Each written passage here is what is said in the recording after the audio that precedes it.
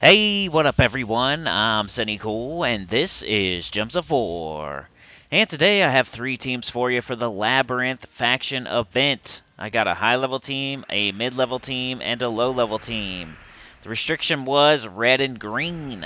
I tried to make the teams as topical or with newer troops that we just got. So, topical as in it's a Wild Plains week, I'm using Ketras, or maybe I'm using ragereaver because it's in the soulforge, or maybe I'm using a troop that just came out in the past month or so.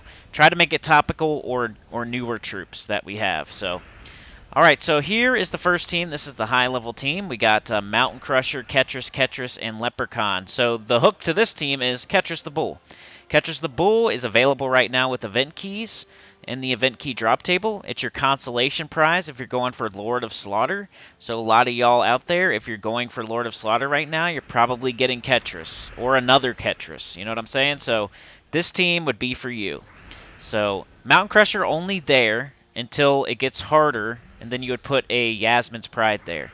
So Ketras is kind of similar to like a Guard's Avatar, where early on with Guard's Avatar, you're going to use like a Mountain Crusher or something just to get it up, cast it, it clears.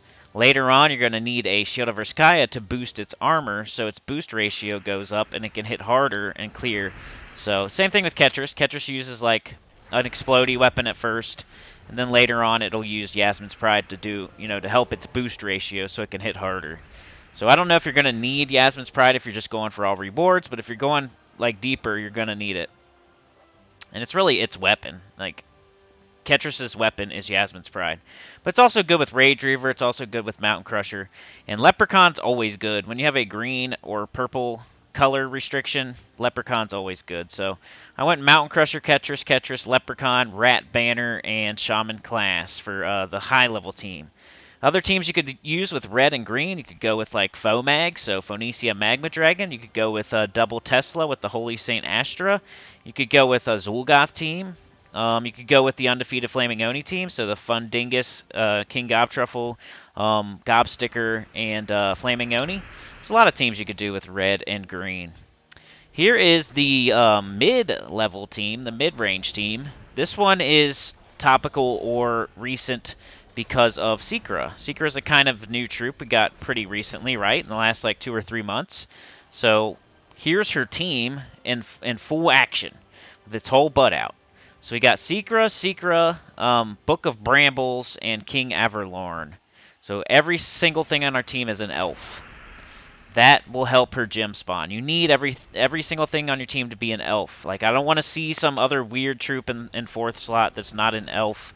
I don't want to see a class that's not archer or not an elf. You need to have 4 elves to make these teams work.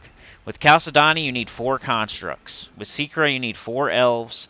With Todd Greenwood with the sports, you need 4 Wargear. That's just how these troops work. That's normally why I put 2 of them in. Like, it'll always be like Secra, Todd Greenwood with the sports, Chalcedony, just to like, hey, I want all constructs, I want all elves, I want all Wargear, and that's just a good way to start. Plus, if you miss, you got the second one there that won't miss.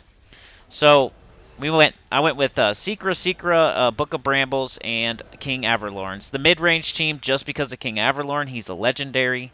That Book of Brambles makes green and purple like the perfect colors based on elf allies.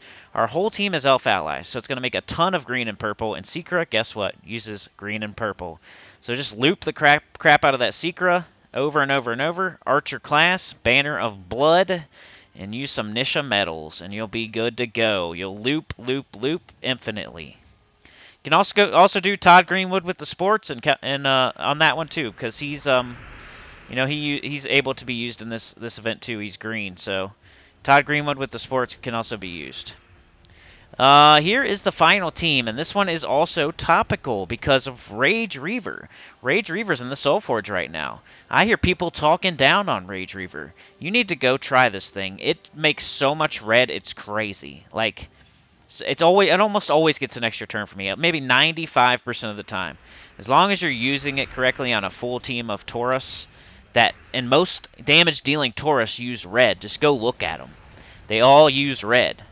And ragereaver makes pure red. It's not one of those weapons that makes like green and red, or yellow and blue, or this and that. Just look at the Book of Brambles that we just used. It makes purple and green.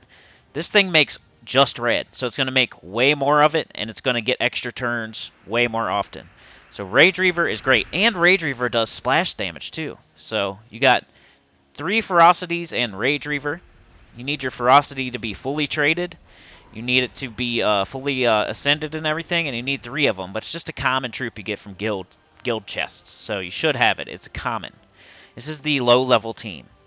Right now, this is the time for the ferocity team. And like I always say, red early game is like the color that's kind of hard to come up with a team for.